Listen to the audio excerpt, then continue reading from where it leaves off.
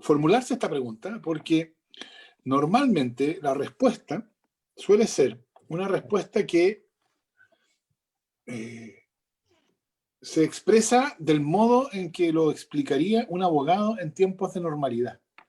En tiempos de normalidad, un abogado diría que una constitución es una norma jurídica, como cualquier otra, en principio, y que se distingue de las demás por su dificultad de modificación, ¿no? Es decir, por ejemplo, las leyes se modifican con mayoría simple o con 4/5, perdón, con 4/7 o mayorías calificadas, pero las normas constitucionales son las normas que están en ese texto que exige un quórum más alto para su reforma. Pero eso, por supuesto, no nos sirve de nosotros de guía, porque no nos dice por qué es necesaria una nueva constitución o cuál es el problema con la constitución. Y entonces, para ver eso, uno tiene que recurrir a un segundo concepto de constitución, un concepto más que mira más a la función que desempeña una constitución que a su forma. Y en este segundo sentido, una constitución, bueno, una manera de decirlo es, hace exactamente lo que dice su nombre. Se llama Constitución Política de la República porque constituye políticamente a la República. Es decir, una constitución es un conjunto de decisiones fundamentales sobre lo político, sobre la política, sobre el poder político. ¿Quién lo tiene? ¿Cómo se accede a él? ¿Cómo se pierde? ¿Cómo se mantiene? ¿Cómo se ejerce? ¿Cuáles son los órganos? ¿Cuáles son los límites, los fines, etcétera? Todas esas cuestiones son la Constitución. Entonces, la Constitución es un conjunto de decisiones fundamentales sobre lo político y el poder político. Y con ese concepto uno puede preguntarse cuál es la Constitución bajo la cual vivimos. Es decir, cuáles son las decisiones fundamentales sobre lo político bajo la cual vivimos. Y aquí, con esto, uno puede pronunciarse respecto de ese argumento que ustedes habrán escuchado, que dice que la Constitución actual, ¿cuál es la Constitución bajo la cual vivimos? Y con esto responder al argumento que dice que la Constitución bajo la cual vivimos ya no es la de 1980 porque ha sido modificada muchas veces en el tiempo intermedio. Yo creo que eso último es verdad, ha sido modificada muchas veces. Y si uno entiende que la Constitución es, como dice un abogado, un texto, de hecho los abogados suelen hablar del texto constitucional, entonces, claro, si el texto ha sido modificado mucho, entonces llega un punto en que podemos hablar de un nuevo texto, o sea, una nueva Constitución. Pero yo creo que eso pierde de vista totalmente el sentido político de las cosas. La Constitución importa porque es un conjunto de decisiones fundamentales sobre el poder político. En el texto constitucional, en ese texto difícil de modificar, hay muchas otras cosas. Por ejemplo, hay una regla que dice que para ser fiscal regional se requieren 4 años de título de abogado. Esa regla, por supuesto, no es parte de la Constitución en el sentido de que no es parte de las decisiones fundamentales sobre el poder político, aunque sí es parte del texto constitucional. Entonces, aunque la Constitución, esas decisiones fundamentales, están en el texto hay muchas otras cosas que podríamos llamar leyes constitucionales, porque son leyes, por su contenido son leyes, no se refieren a cuestiones fundamentales, pero están en el texto constitucional. Yo creo que entonces lo que uno tiene que decir es la Constitución, lo que se ha modificado en los últimos 30 años ha sido profusamente el texto constitucional, las leyes constitucionales, pero no se ha modificado la decisión fundamental. Y por eso es correcto decir que vivimos bajo la Constitución de 1980, bajo la Constitución de Pinochet. ¿Cuál es esa decisión fundamental? Aquí es importante entender que la Constitución fue la respuesta a un problema que tenía la dictadura. El problema era cómo usar el poder total que ellos tenían para determinar qué iba a pasar después de la dictadura. Es decir, ellos veían, quienes participaron del proceso constituyente de la dictadura, veían lo que estaba pasando en España. En España, el dictador había estado por 40 años, había dejado todo atado y bien atado, la frase de hecho viene de allá, y a los 2 años de su muerte había habido algo suficientemente parecido en la Asamblea Constituyente que llevó a una nueva constitución, y de todo ese andamiaje institucional no quedó nada. Ojo, no estoy hablando del franquismo en términos sociológicos, esa es otra cosa, pero del modelo institucional franquista no quedó nada, fue desmontado por una nueva constitución. Y la pregunta para la dictadura era, nosotros podemos usar el poder total que tenemos para rediseñar completamente el país. El sistema de pensiones, el sistema educacional, salud, educación, tributos, legislación laboral, minera, de aguas, todo. Lo podemos hacer todo de nuevo. Y de hecho lo hicieron todo de nuevo. Pero ¿cómo podemos asegurar que esto va a durar cuando ya la dictadura no esté? Cuando nosotros hayamos debido entregar el poder a un poder democrático posterior, del cual los grupos que habían apoyado a la dictadura, por eso mismo, iban a quedar excluidos por un buen tiempo, como efectivamente ocurrió. Y como la Constitución es una decisión sobre el poder político, la respuesta fue: vamos a darle a la democracia una constitución. Es decir, las decisiones fundamentales sobre el poder político democrático las va a tomar la dictadura. Y de ese modo, la dictadura va a configurar un poder político para la democracia que va a estar privado de capacidad de transformación. Va a estar, en ese sentido, neutralizado. Y esa es la Constitución. La Constitución es una decisión de neutralización de la agencia política del pueblo. Que al principio era evidente, ¿no? O sea, solo por decir el caso más obvio de todos, desde 1989 hasta 2005 la Concertación ganó todas las elecciones parlamentarias, pero no tuvo mayoría en el Congreso, en ninguno, durante todo ese tiempo, porque el Senado estaba integrado por senadores designados, estaba intervenido por casi un tercio de sus miembros que eran designados. Y eso, por supuesto, eso implicaba que cualquier decisión legislativa tenía que contar con el apoyo de quienes representaban la continuidad de la dictadura, y por eso entonces, de ese modo se aseguraba que podría haber correcciones y adecuaciones, pero no podría haber transformaciones. Esa es la Constitución original. Después, por supuesto, la Constitución se fue ajustando, se fue reformando el texto, de modo de ir cambiando las cosas que no importaban, las cosas que no afectaban a la neutralización, o las cosas que ya no servían para neutralizar, ¿no? Desde 2005, los senadores designados ya no habrían podido neutralizar, porque desde 2005 la mayoría de los senadores designados habría sido de la Concertación. Y entonces habrían servido para aumentar el poder de la Concertación, no para neutralizarlo, como habían servido hasta 2005. Ese es el problema constitucional. Ahora, es importante notar que el problema, como yo se los he descrito, no es el problema como lo describen los ciudadanos. Por una razón muy sencilla, porque los ciudadanos no son abogados, ni profesores de derecho, ni sociólogos, ni cientistas sociales, etc. Ellos no usan el lenguaje del académico. Entonces, si uno pregunta para el ciudadano o la ciudadana, la explicación del problema no está en la decisión de neutralización que constituye la decisión fundante de la Constitución de 1980, porque ese es un lenguaje ajeno. Entonces, hay una pregunta importante, fundamental para entender el problema, de cómo el problema que la Constitución significa, la configuración de un poder político neutralizado, cómo se ve desde la óptica del ciudadano. Y yo creo que ahí hay dos cosas que hay que decir, que tienen que ver con los dos temas centrales del 18 de octubre, del estallido, la irrupción del pueblo, como diría yo. Porque yo creo que es indudable que hubo dos temas fundamentales en esas manifestaciones. Primero, exasperación ciudadana frente al abuso que estaba en todas partes, desde las colusiones hasta la AFP. Y segundo, lo que algunos han llamado con acierto un momento destituyente, es decir, un momento de impugnación de los poderes institucionales. Y yo creo que estas dos cuestiones están vinculadas porque esas dos apuntan a cómo se ve el problema constitucional desde la óptica del ciudadano. Porque un poder neutralizado es un poder que está incapacitado para procesar demandas sociales de transformación. Y yo creo que desde el 2006, con el movimiento pingüino, ha surgido y se ha desarrollado, y cada vez más fuerte, una demanda de transformación del modelo neoliberal. Pero es una demanda que precisamente no puede ser cumplida, porque la política fue diseñada para que no pudiera serlo. Y entonces lo que los ciudadanos ven, creo yo, es una demanda ciudadana cada vez más fuerte y una política indolente e indiferente a esa demanda. Y entonces los ciudadanos se preguntan, si la política no está atenta a las demandas que surgen de la ciudadanía, de la sociedad, para conducirlas y realizarlas con eficacia, ¿a qué sí está atenta? ¿Qué sí le importa a la política institucional? Y yo creo que esto se junta aquí con la explicación, la otra explicación, la explicación del abuso. Porque yo creo que el abuso es el problema constitucional. visto desde la óptica del ciudadano.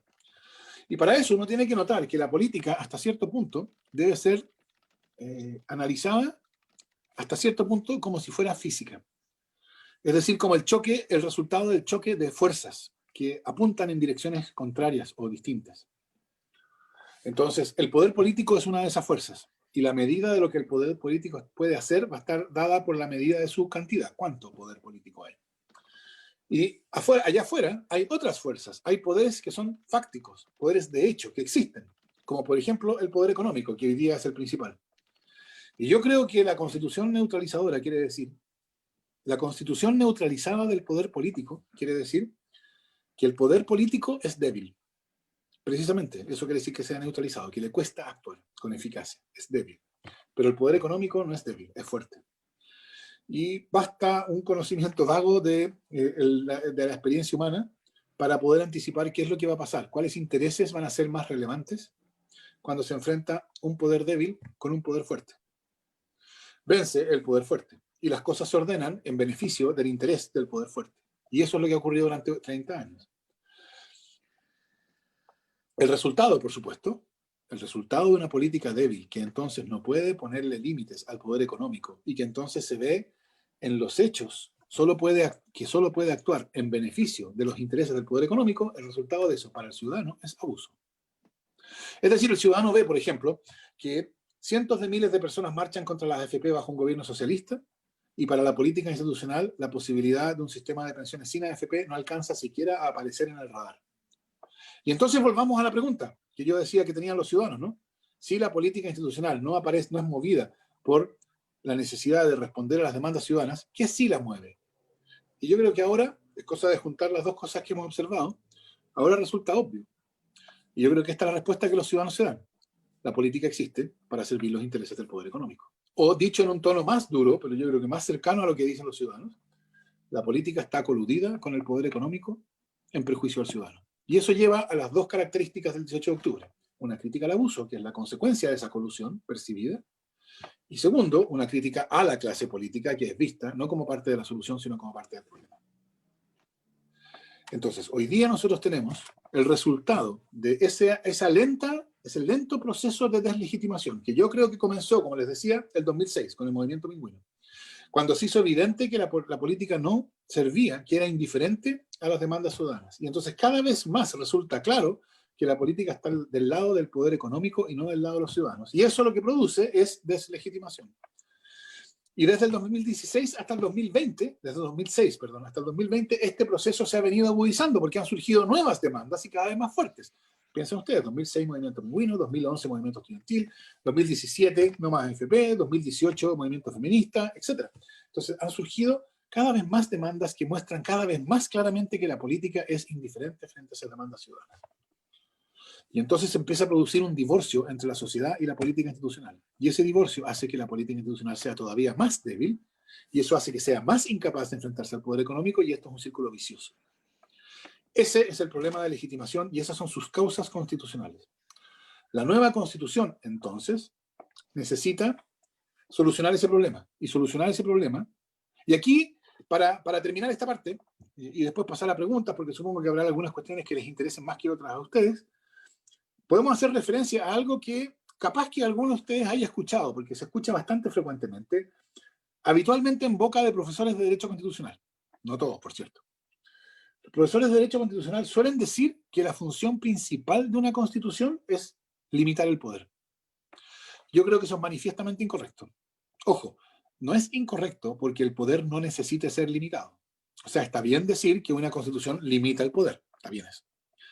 Lo que es un error es decir que esa es la función principal de una constitución. Porque es evidente, creo yo, que esa solo puede ser la función segunda de una constitución, no puede ser la primera. La primera función de una constitución es constituir un poder político democrático eficaz. Y eso es lo que falla, o sea, ese es el fracaso de la Constitución de 1980, que está en el origen de la crisis de legitimación. No constituye un poder democrático eficaz.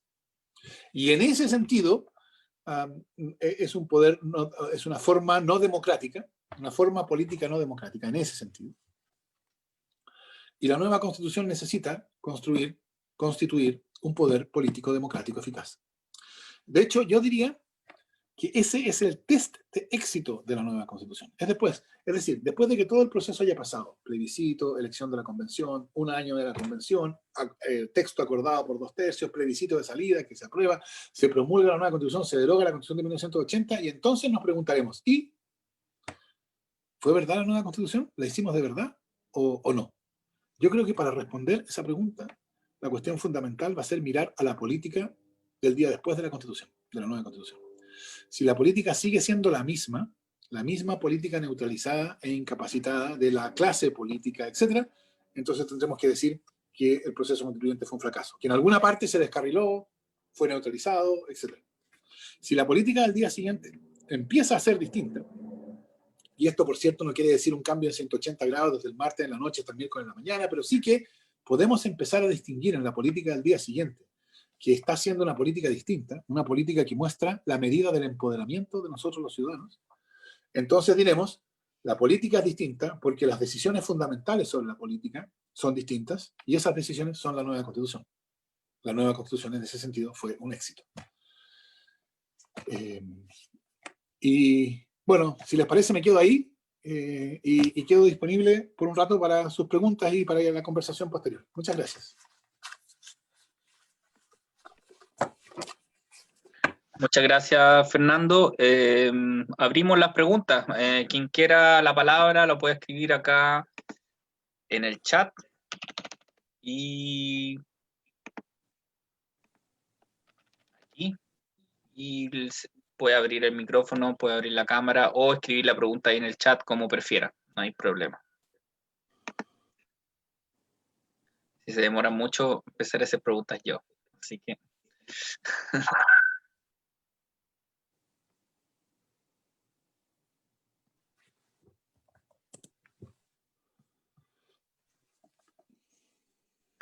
Ahí hay una pregunta de Bastián. Profe, entonces, ¿cómo se debería construir el poder constituyente del pueblo en la nueva Constitución? Esa es la primera pregunta. Bueno, el poder constituyente del pueblo es el poder que nos va a dar la nueva Constitución. De hecho, el poder constituyente del pueblo es el poder que abrió este proceso constituyente. Yo diría, en ese sentido, que el 18 de octubre lo que pasó fue que irrumpió el pueblo diciendo no a la Constitución actual. Ojo, no a la Constitución actual en el lenguaje del pueblo, por supuesto. O sea, el pueblo no dice no a la Constitución, no al texto constitucional. El pueblo simplemente dice, creo yo, no a esta forma política. Y chao. Chao en el sentido de discutan los juristas o los académicos si chao, si decirle no a esta forma política significa no a la Constitución, no a la reforma constitucional, no. Esa es otra cuestión, ¿no? Yo creo que lo que pasó el 18 de octubre fue que una irrupción del pueblo diciendo no a esto. Y eso, creo yo, lo que hizo fue desahuciar la Constitución. Es decir, yo creo que la Constitución fue desahuciada por el pueblo el 18 de octubre. Yo creo que ya está fenecida la Constitución. Y eso se nota en varias cosas que después podemos conversar. ¿Cómo el pueblo se va a dar una nueva Constitución? Esa es la pregunta ahora. Y para eso está el proceso constituyente, la Convención Constitucional, que yo creo, aunque yo sé que aquí hay desacuerdo, pero yo creo que es el equivalente de una asamblea constituyente, y de esa asamblea constituyente surgirá entonces la nueva Constitución. La cuestión fundamental es cómo esa nueva Constitución va a constituir un poder democrático. Y para eso es fundamental entender que el poder de la política institucional viene del pueblo, no viene de la propia política institucional. Y eso lo aprendimos, si alguien necesitaba aprenderlo, con el caso del 10%, del retiro del 10% de los fondos previsionales. Porque fíjense ustedes, esa reforma, ¿de dónde sacó poder la política institucional para tomar una decisión a la cual se oponían frontalmente las AFP? Porque ahora las AFP dicen que fue una relegitimación y que mostró que el dinero, la plata estaba y que era de los trabajadores, etc. Eso lo dicen después, pero antes hicieron todo lo posible para frenar esa reforma. Y la pregunta es, ¿cómo es que una política neutralizada, ineficaz y sin poder fue capaz de enfrentarse a el poder de la AFP, que es probablemente el poder más fáctico, el poder más grande, el poder fáctico más grande que hay en Chile? Respuesta: el poder lo obtuvo de la sociedad, del pueblo, de esa demanda que venía de la sociedad. La política en ese caso, y yo diría solo en ese caso, supo hacerse la conductora de una demanda social. Y entonces la fuerza de esa demanda no era la fuerza que le daba la política institucional, era la fuerza con la cual venía de la sociedad. Y yo creo que así funciona, o así tenemos que pensar el poder constituyente del pueblo. La relación entre la Convención Constitucional y la sociedad tiene que ser esa, ¿no? Que la Convención Constitucional canalice esa fuerza que viene de la sociedad. En cuanto al contenido, yo creo que aquí hay mucho más que decir, por supuesto, ¿no? Pero yo creo que hay una dimensión en que puede ayudar a aclarar las cosas, decir, el problema fundamental de los 30 años bajo esta política neutralizada es que yo creo que la idea democrática de que el poder político viene del pueblo, esa idea que define a la democracia, yo creo que hoy día no tiene ninguna realidad en la experiencia para las personas. Es decir, es una mera teoría. Salvo en el caso de la AFP y el 10%. Ahí tuvo realidad, pero solo en ese caso. El resto no tiene ninguna realidad en la experiencia. Y eso es lo que yo creo que la nueva Constitución debe crear. Porque si logra darle realidad en la experiencia, entonces se va a restablecer la vinculación entre la sociedad y la política institucional, y eso va a ser una política institucional mucho más fuerte, mucho más poderosa, que pueda hacer porque va a contar con el poder que le da estar legitimada frente a la sociedad. Piensen ustedes, la diferencia que podría haber hecho que cuando supimos cómo se dio la ley de pesca, hubiera podido haber un plebiscito revocatorio de la ley de pesca. Eso le habría dado realidad a la política institucional. Podríamos haber dicho, la política institucional son nuestras decisiones. Pero por cierto, nada de eso hay. Entonces yo creo que hay mucho espacio para que la nueva Constitución avance hacia formas que le den realidad al principio democrático en la vida de las personas. Y eso tiene que ver con formas participativas, de participación directa, tanto a nivel nacional como a nivel local, etcétera, sobre las cuales yo creo que va a haber que mostrar mucha imaginación institucional. Muchas gracias por la respuesta. La segunda pregunta que te hacen es ¿cuáles son los artículos de la Constitución que limitan el poder político? Yo ahí le complementaría, tiene que seguir siendo de esta misma manera la limitación del poder político, tiene que haber otro poder, por ejemplo, en la Constitución venezolana hay como un cuarto poder comunal, no sé, tiene que existir algo así en la nueva Constitución, según su opinión. A ver, ¿cuáles son los artículos? Por supuesto que uno podría citar algunos, ¿no? Sobre todo algunos de las trampas constitucionales originales que todavía quedan, las reglas sobre aprobación de las leyes orgánicas constitucionales, la competencia del Tribunal Constitucional, etc. Pero yo creo que a estas alturas la Constitución ya no es un texto, la Constitución es una cultura política y jurídica. Pensemos sobre todo, no sé, Francisco, ¿cuántos son jurídicamente instruidos de la audiencia? ¿Ninguno? ¿Todos? ¿Mezclados? Hay alguno por ahí, o abogado por ahí, pero la mayoría no. La mayoría no, ya, está bien, es importante saber eso.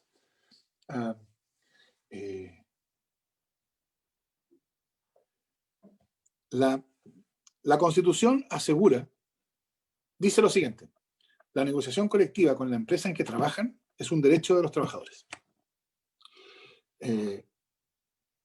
Esto lo que quiere decir es que la ley no puede negar la negociación colectiva con la empresa en que trabajan, porque es un derecho. Pero la ley sí podría darle a los trabajadores más derechos de negociación, porque la ley puede dar más derechos. Entonces, por ejemplo, la ley, sin negar la negociación, la posibilidad de la negociación en la empresa, podría introducir, por ejemplo, negociación ramal. Sin embargo, la lectura tradicional del texto constitucional llega a la conclusión de que no se puede. ¿Por qué? ¿Cómo no se puede? ¿Por qué el hecho de que la ley, la Constitución asegura un derecho mínimo, se entiende como que la ley no puede ampliar ese derecho? Eso no tiene ningún sentido, eso es absurdo.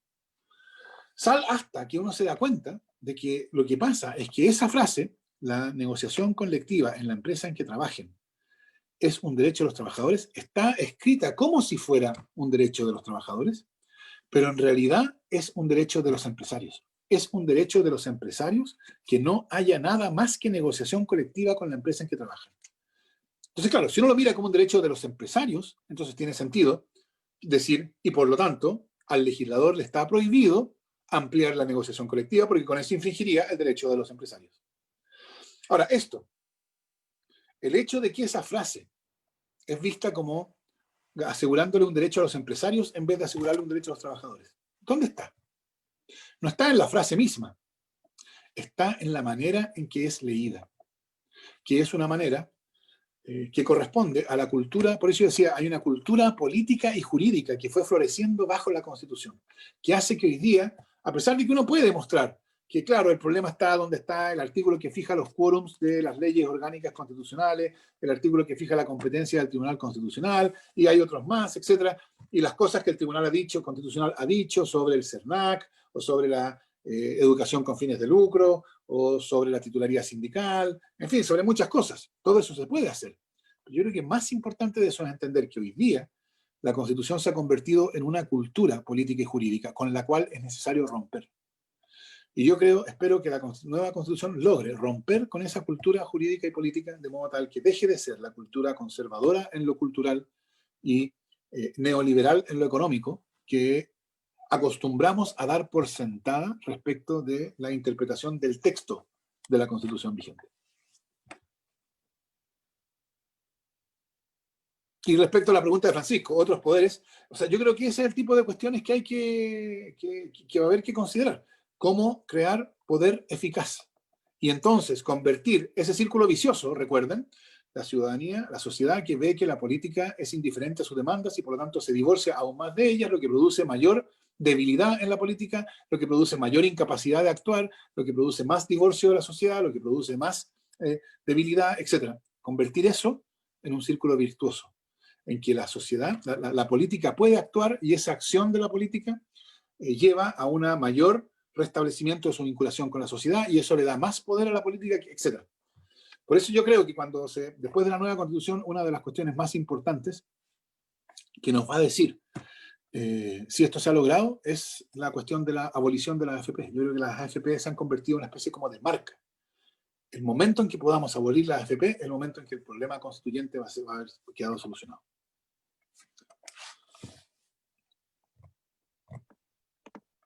Muchas gracias, Fernando.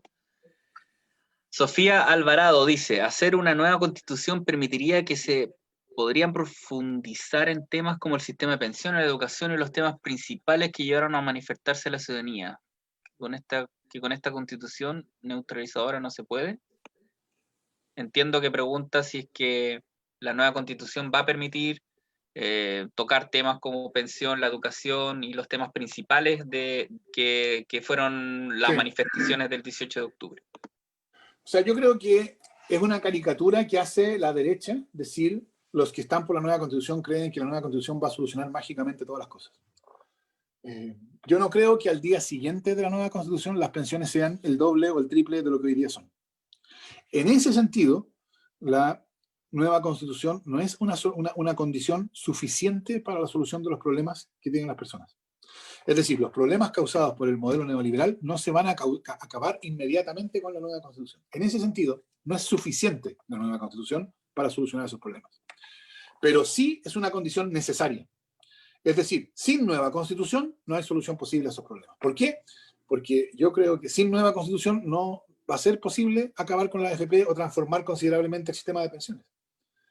Claro, decidir subir en 6 puntos la cotización individual, sí, eso se puede decir. Eso sí puede pasar. Pero una transformación significativa del sistema de pensiones, una transformación del sistema educacional, que hiciera completamente lo que el gobierno de Bachelet pretendía hacer, que era transformar la educación de una mercancía en un derecho social, o una transformación del derecho del sistema de salud para que hubiera un seguro único, universal, son todas cuestiones que hoy día, con esta Constitución y esta política, son imposibles. Entonces, para obtener esas soluciones, la nueva Constitución es una condición necesaria, en el sentido de que sin nueva Constitución no hay posibilidad. No es una condición suficiente, en el sentido de que con nueva Constitución esos problemas van a quedar inmediatamente solucionados, pero sí es un paso inevitable y necesario para poder llegar a esas soluciones.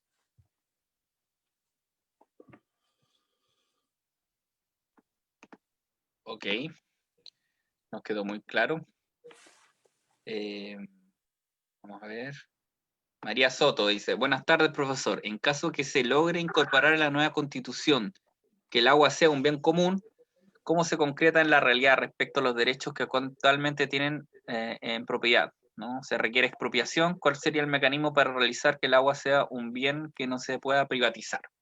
Eso. Bueno, yo supongo que eso en parte depende de lo que disponga la nueva Constitución, ¿no?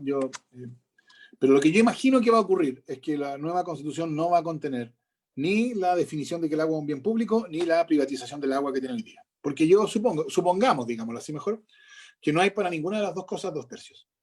Entonces, si no tiene ninguna de las dos, y el agua es, porque la ley lo declara, un bien nacional de uso público, entonces resulta evidente que no puede haber derecho de propiedad sobre bienes nacionales de uso público, ni sobre derechos de aprovechamiento de bienes nacionales de uso público. Eso es obvio. La situación actual es una especie de resquicio legal. Entonces, eso va a llevar a que el Código de Aguas, que va a seguir declarando que hay propiedad sobre los derechos de aprovechamiento de aguas, va a quedar en contradicción con la nueva Constitución, o por lo menos en tensión. Y eso va a llevar a una reforma del Código de Aguas, de la cual se va a hacer cargo la política del día siguiente de la nueva Constitución, que modifique el régimen de los derechos de aprovechamiento, probablemente le va a introducir condiciones de caducidad, pérdida, etcétera, vinculaciones a la tierra, en fin, ahí hay una amplia gama de posibilidades. Todo eso hoy día no se puede hacer porque todo eso hoy día sería inconstitucional porque la Constitución que asegura el derecho de propiedad privada sobre el agua. Como la nueva Constitución yo espero que no asegure el derecho de propiedad privada sobre el agua, este cambio de régimen de los derechos de agua, yo creo que va a ser en principio constitucionalmente posible y va a quedar entregado entonces a la política del día después de la nueva Constitución. Este es otro de los casos que va a ser también una marca de que el problema se ha solucionado o no.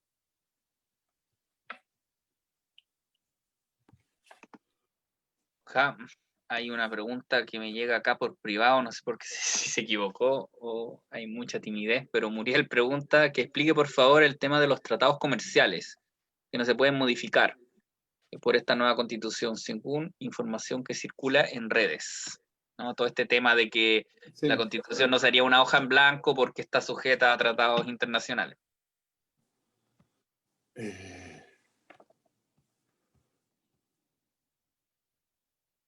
Claro, la nueva Constitución deberá respetar los tratados internacionales ratificados por Chile y que se encuentren vigentes.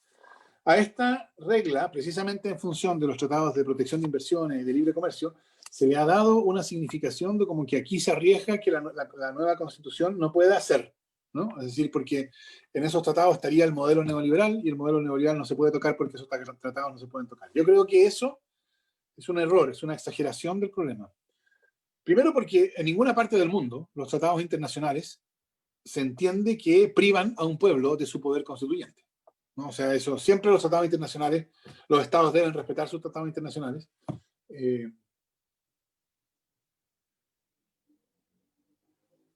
Y eso nunca se ha entendido que priva al pueblo respectivo, a los pueblos, de su poder constituyente. Pero en segundo lugar, porque los tratados de protección de inversiones no prohíben a los estados cambiar su legislación o su regulación. Hacen algo distinto, dan protección a los inversionistas. Eso sí hacen.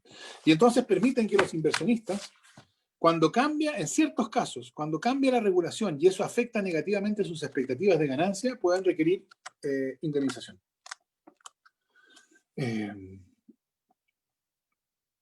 Pero noten ustedes, eso no quiere decir que el cambio sea ilícito, ¿no? El cambio de regulación en sí mismo no es contrario al tratado. Lo que sería, en su caso, contrario al tratado, sería que se cambiara la regulación afectando las expectativas protegidas de los inversionistas y que no se indemnizara a los inversionistas. Eso sería contrario al tratado. Entonces, cuando se cambie la regulación, habrá un inversionista, por hipótesis, que pare el dedo y diga, ese cambio que está discutiendo la Convención Constitucional afecta mis expectativas. ¿Y qué le vamos a decir a ese inversionista? Le vamos a decir, bueno, primero, no lo afecta, porque usted tiene una comprensión de sus expectativas que es demasiado amplia. Esta es la discusión característica en este tipo de casos. Si son o no las expectativas invocadas por el inversionista, expectativas protegidas por el tratado. Pero además de eso, le vamos a decir, y mire, en todo caso, esa es una cuestión que discutiremos en el juicio posterior. Si usted demanda a Chile, Chile concurrirá a ese juicio conforme al tratado, a defenderse, presentará sus argumentos, y ahí veremos. Presentará sus argumentos de por qué aquí esta expectativa suya no está protegida, porque el poder constituyente no puede ser limitado por tratados de libre comercio, etc.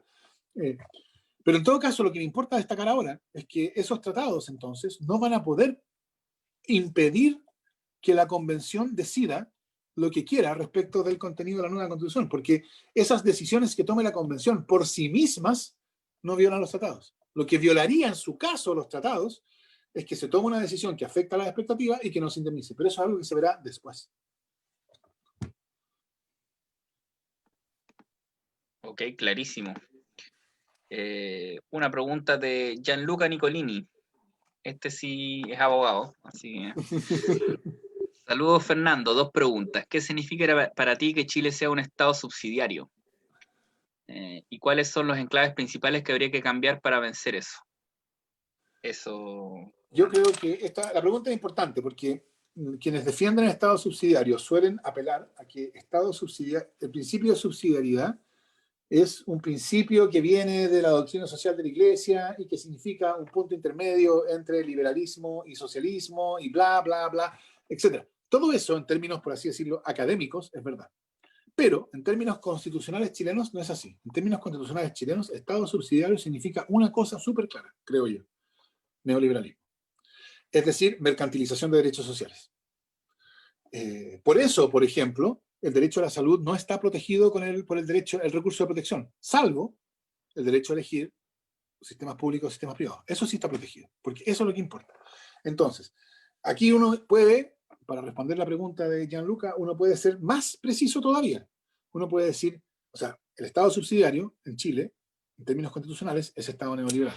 Y eso significa algo más preciso: el deber fundamental del Estado, incluso en materias de derechos sociales como salud, educación, seguridad social, consiste en asegurar las condiciones del mercado. Y entonces, por ejemplo,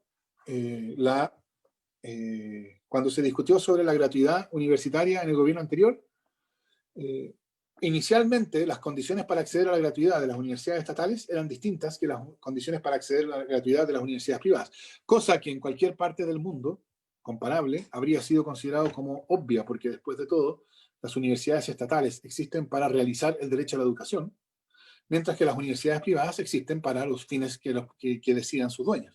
Entonces, evidentemente se justifica hacer una diferencia en el financiamiento de las universidades privadas y las universidades estatales. Pero en Chile no. En Chile no solo esa diferencia no es evidente, sino que además es inconstitucional. ¿Por qué? Porque dijo el Tribunal Constitucional que era un caso de discriminación arbitraria. Es decir, en Chile, hacer la diferencia entre órganos públicos e iniciativas privadas para los efectos de realizar derechos sociales es discriminatorio. Lo que eso muestra es que el Estado chileno tiene el deber principal de asegurar la condición homogénea de todos los participantes del mercado y no el deber de realizar derechos sociales. Yo esperaría que la nueva Constitución erradique esta noción peculiar de Estado subsidiario como Estado neoliberal, Estado que tiene el deber de asegurar las condiciones del mercado, y la reemplace por un Estado distinto. Para usar el lenguaje del constitucionalismo europeo, yo diría Estado social y democrático de derechos, que es un Estado de derecho, en el sentido de separación de poderes, independencia judicial, etc., pero además un Estado social de derechos, es decir, un Estado que asume el deber principal de realizar derechos sociales. Esa era la primera. ¿Y la segunda? La segunda era cuáles eran los principales enclaves que había que modificar para poder superar el Estado subsidiario. Yo creo, esta es una observación común, el Estado subsidiario tal cual no está mencionado en la Constitución, en el texto constitucional, pero está en la cultura constitucional. Entonces yo por eso insisto de nuevo en la necesidad de una ruptura con la cultura interpretativa, porque la la interpretación neoliberal del Estado subsidiario yo creo que está fundamentalmente en esa cultura. No es que no esté en el texto, también está en el texto. Está, por ejemplo, en la regla sobre Estado empresario, que reducen, limitan, disminuyen la capacidad de empresas estatales. Está en la manera en que está configurado la potestad legislativa respecto de materias económicas y su limitación por la iniciativa exclusiva. Está en los quórums exagerados para la modificación de las leyes orgánicas constitucionales que afectan muchas de las áreas donde podría haber iniciativa estatal más fuerte, sobre todo en educación, por ejemplo. Es decir, y está, por supuesto, en el Tribunal Constitucional y en la jurisprudencia que el Tribunal Constitucional ha generado. Entonces, la erradicación del Estado subsidiario tiene una cuestión de declaraciones, pero también de eliminar las limitaciones o no incluir limitaciones como las que hoy día existen al Estado empresario, procedimientos de decisión legislativa que no tienen trampas de quórums exagerados, un tribunal constitucional configurado de un modo distinto o que simplemente no exista, etc. Ese es el tipo de cosas que yo creo que supone la abolición del Estado subsidiario. Ok. Llegan más preguntas. Vamos a dejar 2 preguntas más porque ya vamos a ocupar la hora que le pedimos a Fernando para nosotros. María Soto pregunta, respecto a los pueblos originarios, ¿está ya definido como participación en la redacción de la nueva Constitución? ¿Se requiere alguna norma? Yo le agregaría Sí, ahí, de Barça, ¿qué piensa sobre el Estado plurinacional? Si debemos avanzar hacia un Estado plurinacional. a ver, a lo primero, yo entiendo que ahí eso todavía está en discusión. Hasta donde yo sé, la discusión va bien encaminada, en el sentido de que va a haber cupos reservados para pueblo originario. Entiendo yo que la discusión está en cuántos cupos y cómo se van a distribuir. El piso de esa discusión es que sean un cupo por cada uno de los pueblos originarios legalmente reconocidos, que son 9, serían 9 cupos. Pero, por cierto, la paridad tendría que aplicárseles también a los cupos reservados, por lo tanto serían, en vez de 9, 18, y habría que hacer una diferencia de que no todos los pueblos, o sea, que algo así como el 70% de la población de pueblos originarios en Chile pertenece al pueblo mapuche, por lo tanto no tiene mucho sentido que la representación asegurada para el pueblo mapuche sea la misma que para los demás pueblos originarios. Entonces, tomando todas estas cosas, el techo, entiendo yo, de la conversación es 24. O sea, la cuestión se mueve entre 9 cupos y 24 cupos, y la otra parte de la discusión es si estos cupos son adicionales a los 155 de la Convención Constitucional o se descuentan de los 155. Yo entiendo que la cosa va bien encaminada en el sentido de que se está más cerca del techo que del piso y que serían cupos adicionales. Pero claro, eso todavía tiene que haber formalmente un acuerdo y ese acuerdo tiene que manifestarse en una reforma constitucional. Y respecto de qué es lo que debería la nueva constitución decir, aquí por supuesto yo creo que aquí falta una conversación mucho más profunda con los propios pueblos originarios. Pero yo diría que Chile necesita avanzar hacia reconocer su condición plurinacional o la condición plurinacional del Estado chileno y asegurar a los pueblos originarios lo que yo llamaría su adecuada autonomía, porque yo creo que no hay ninguna razón para pensar que todos los pueblos originarios están en las mismas condiciones. Y entonces es razonable probablemente que haya regímenes adecuados a cada uno de ellos. Y eso es algo entonces que puede quedar también para la política posterior, una política que queda encargada de desarrollar esta idea de que a cada pueblo originario se le ha de reconocer su adecuada autonomía.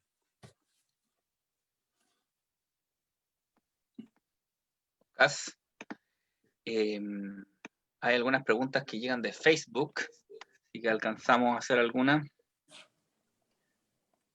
Buenas tardes, dice Troncoso Miranda.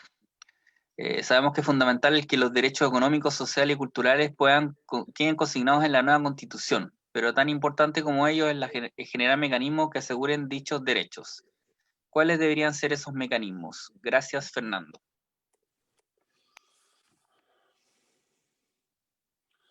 Yo creo que en materia de derechos nadie regala nada. Es decir, los derechos no se realizan porque se declaran. Los derechos se realizan porque detrás de ello hay un poder político que tiene fuerza para realizarlos. Entonces, por ejemplo, la Constitución puede asegurar, como lo hace la actual, el derecho a vivir en un medio ambiente libre de contaminación. Pero si detrás de eso no hay un poder político capaz de enfrentarse al interés económico que va a ser afectado por las regulaciones necesarias para proteger el medio ambiente, entonces, pese a esa declaración, hay zonas de sacrificio. Entonces, yo creo que la cuestión, esto nos devuelve a la pregunta de cómo constituir un poder político eficaz, un poder democrático eficaz. Porque esa es la mejor garantía para los derechos sociales.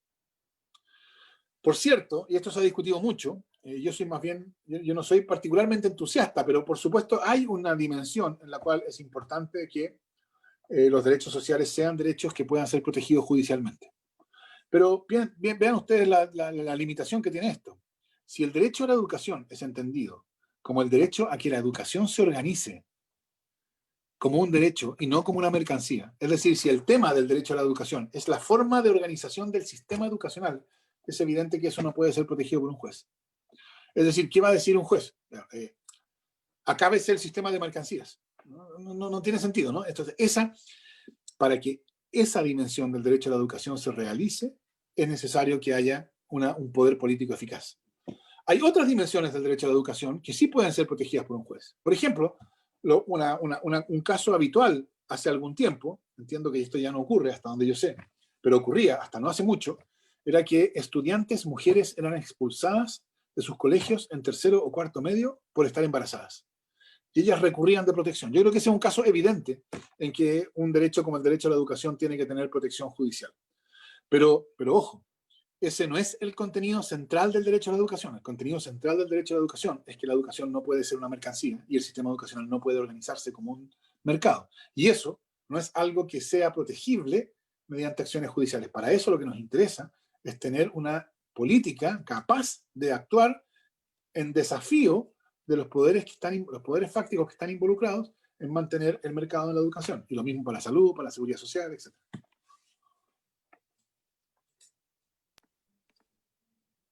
Ok, me reservo la última pregunta para mí. Está toda esta discusión sobre la constitución mínima o no, que debe estar ya acostumbrado a que te hagan esta pregunta, pero me gustaría escucharte. Por ejemplo, Hassan Akram nos decía a nosotros en una sesión de la fundación que él viene de la tradición anglosajona y que para él lo importante es que haya lo menos trabas orgánicas posibles para la disputa política posterior al cambio constitucional y que la cuestión más dogmática o ideológica de una constitución, digamos, es lo menos importante, ¿no? Que estamos llenos de constituciones que aseguran derechos y al final no pasa nada, y que por lo tanto la constitución tiene que ser lo más pequeña posible y con las menos trabas posibles, eliminar el Tribunal Constitucional, los quórum calificados, etcétera, etcétera. Otros opinan que no, que efectivamente tener derechos no te asegura nada, pero sí te pone un piso mínimo. Quiero escuchar tu opinión, Fernando. Yo tiendo a estar de acuerdo con Assam. Yo estoy más en esa línea que en la otra. Eso no quiere decir, creo yo, que la Constitución no deba consagrar derechos. Pero es importante entender qué es lo que significa la declaración y qué es lo que no significa. O sea, yo creo que, por ejemplo, si no hubiera en el catálogo de derechos sociales, entonces avanzar en materias de derechos sociales sería siempre impedido por la propiedad, ¿no? Porque con su propiedad cada uno puede hacer lo que quiera y por lo tanto no puede organizarse como un sistema, un seguro único de salud, o no se puede impedir el copago, porque la protección de la propiedad se comunica a todas estas otras esferas. Entonces, yo creo que hay una función importante, primero, de fijación de metas en el catálogo de derechos constitucionales, no solo límites, sino también lo que el Estado, para qué existe el Estado, y hay también una dimensión en la que han de ser entendidos recíprocamente los derechos sociales versus la propiedad, etc. Y tercero, hay también, y esto yo creo que no puede negarse, hay una dimensión en que incluso los derechos sociales, como la que yo mencionaba respecto a la estudiante embarazada en su momento, hay también una dimensión de los derechos sociales que pueden ser protegidos individualmente, pero no es la dimensión principal. Por eso, en términos de la dimensión principal, lo importante es la creación de un poder político eficaz. Y en ese sentido, Assam yo creo que tiene razón. Nos llega un último comentario. Sofía Alvarado, con un poder democrático eficaz, ¿te refieres a una clase política que realmente represente al pueblo o que exista más participación política de las personas? Con Yo eso creo que yo las creo dos que cosas. cerramos. Sí, yo creo que las dos cosas. Primero, una política en que no hablemos de clase política. Porque yo creo que clase política es una acusación, no es una descripción. Si los políticos forman una clase, es porque tienen intereses de clase y actúan en defensa de sus intereses de clase. Es una brutal acusación al estado patológico de la política bajo la Constitución tramposa, hablar de clase política, creo yo. Independientemente de que en la academia, en la ciencia política, y Gaetano Mosca, esto lo inventó el año 30, está bien, en términos académicos, pero que haya pasado a la expresión pública, popular, yo creo que es una acusación. Entonces, yo diría que yo creo que la representación es parte necesaria del principio democrático. No hay democracia sin representación. Pero la representación tiene que ser tal, representación genuina. Yo creo que hoy día la idea de representación política tampoco tiene ninguna realidad en la experiencia. O sea, la idea de que la Cámara de Diputados representa al pueblo de Chile, yo creo que hoy día causa risa. Precisamente lo que yo esperaría que ocurriera es que la nueva Constitución, a través de mecanismos participativos y otros, como sistema electoral, etcétera, lograra recuperar la idea de representación como parte del principio democrático. Y eso entonces, eso por un lado, le daría más fuerza a la política institucional hecha por los representantes y por otro lado supondría formas de participación directa de los ciudadanos. Hay dos preguntas que te las voy a hacer porque no son académicas. Una pregunta nada que ver. ¿Cuántos libros tiene Fernando? ¿Tenés una cifra? No, no los he contado. No los tengo contados. Hay otra pregunta un poco comprometedora que no estaba obligado a responder. Que alguien dice que está siempre satisfecho cuando te escucha y si te vas a postular a la constituyente o no. Bueno, respecto de eso, yo, gracias por lo primero. Respecto a lo segundo, yo pertenezco a un movimiento que se llama Fuerza Común, que pretende canalizar parte del espíritu del 18 de octubre hacia la Convención Constitucional. Y una de las cosas que nosotros hemos dicho es que Fuerza Común va a elegir sus candidatos convencionales en los territorios. Por lo tanto, no me toca a mí decidirlo, a mí me toca decidir si yo estoy dispuesto o no. Eso sí me toca a mí. Y yo sí estoy dispuesto. Muy bien, me parece excelente en todo caso. Hay una última preguntita que solo porque yo sé que si no la hago, la Sabrina se va a enojar conmigo. ¿Cómo quedarían los derechos sexuales y reproductivos de las mujeres en esta perspectiva que tú estás contando? Yo pondría esos derechos dentro de los derechos sociales, porque yo entiendo los derechos sociales no como una lista cerrada de salud, educación, seguridad social, vivienda, sino como derechos destinados a asegurar las condiciones materiales de la libertad. Que entienden que la libertad entonces no es simplemente un estatus, no es que alguien es libre porque hay una norma que dice que es libre. ¿No? La libertad supone ciertas condiciones materiales que hagan el valor de la libertad igual para todos. Y por eso la libertad, las condiciones de la libertad suponen educación, suponen salud, suponen seguridad social. Entonces, los derechos sociales son el uso del poder político para crear espacios de igualdad en contextos de desigualdad. Y yo creo que los derechos sexuales y reproductivos responden perfectamente a esa descripción. Esos derechos lo que pretenden es crear espacios de igualdad en contextos patriarcales que se basan por razones tradicionales en una posición subordinada de la mujer. Y eso no va a pasar, de nuevo, no va a pasar por declaraciones. Eso es ejercicio de poder político. Entonces, yo pondría a los derechos sexuales y reproductivos dentro cuando yo hablo de derechos sociales, incluyo ese tipo de cosas. Bueno, entonces, muchas gracias, Fernando. Por ahí se me puede haber pasado una pregunta, pero ya estuvimos harto rato. Muchas gracias por tu paciencia, por tu tiempo. Estás invitado a nuestra fundación cada vez que quieras exponer algún tema. Nosotros muy agradecidos que estés. Esperemos que Fuerza Común sí te elija para esta convención constituyente que se necesita, digamos, técnicos también ahí que tengan esta perspectiva política. Y con esto damos por finalizado la Escuela Constituyente de Fundación País Digno. Estamos muy contentos, salió muy bien. Tuvimos harta participación, así que espero puedan seguir a la Fundación en sus redes sociales, País Digno CL, en Twitter, Facebook e Instagram. Eso, muchas gracias por la participación, muchas gracias de nuevo a Fernando Atria y nos vemos para una próxima oportunidad.